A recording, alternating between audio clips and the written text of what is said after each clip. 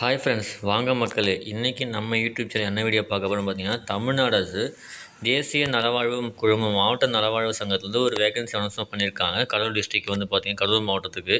அது என்னென்ன வேகன்சின்னு பார்க்கலாம் வாங்க. பதவியின் பேர் பார்த்தீங்கன்னா மருந்து வழங்குபவர் கொடுத்துருக்காங்க. பதவியின் எண்ணிக்கைன்னு பார்த்தீங்கன்னா 5 வேகன்சி கொடுத்துருக்காங்க. தகுதி பார்த்தீங்கன்னாக்கா SSLC, HSC, deform, AYUSH, integrate pharmacy course கொடுத்துருக்காங்க. இவங்கெல்லாம் இந்த தகுதியில் இருந்தாலும் அவங்க வந்து அப்ளை பண்ணிக்கலாம். வயது பார்த்தீங்கன்னாக்கா 59 வயதுக்கு உட்பட்டவர்களும் சொல்லியிருக்கிறாங்க. மாத சம்பளம் பார்த்தீங்கன்னாக்கா 15,000 சொல்லியிருக்காங்க.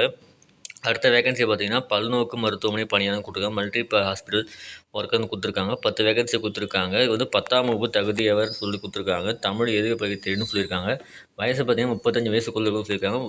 மாத சம்பளம் பார்த்தீங்கன்னா 8,000 கொடுத்துருக்காங்க. ஆயுஷ் மருத்துவர் கொடுத்துருக்காங்க. ஒரு வேகன்சி கொடுத்துருக்காங்க. அது வந்து பார்த்தீங்கன்னா எஸ்எஸ்எல்சி, ஹெச்எஸ்சி, டிகிரி அப்படின்னு சொல்லிட்டு கொடுத்துருக்காங்க. டிகிரியை வந்து இதுக்கு அப்ளை பண்ண மாதிரி கொடுத்துருக்காங்க. இது வயசு பார்த்தீங்கன்னா 59க்குள்ளே இருக்குன்னு இருக்காங்க. மாத சம்பளம் பார்த்தீங்கன்னா 40,000 கொடுத்துருக்காங்க. சிகிச்சை உதவியாளரும் கொடுத்துருக்காங்க. அது வந்து ஃபீமேல் கொடுத்துருக்காங்க. அது மாதிரி பெண்களுக்கு தான் கொடுத்துருக்காங்க. ஒரு வேகன்சி கொடுத்துருக்காங்க. எஸ்எஸ்எல்சி, ஹெச்எஸ்சி, நர்சிங் தெரபிஸ்ட் இருந்தால் அப்ளை பண்ணலாம் சொல்லியிருக்காங்க. 60 வயசுக்குள்ளே கூட சொல்லியிருக்கிறாங்க. அது மாத சம்பளம் பார்த்தீங்கன்னாக்கா 13,000 சொல்லியிருக்கிறாங்க.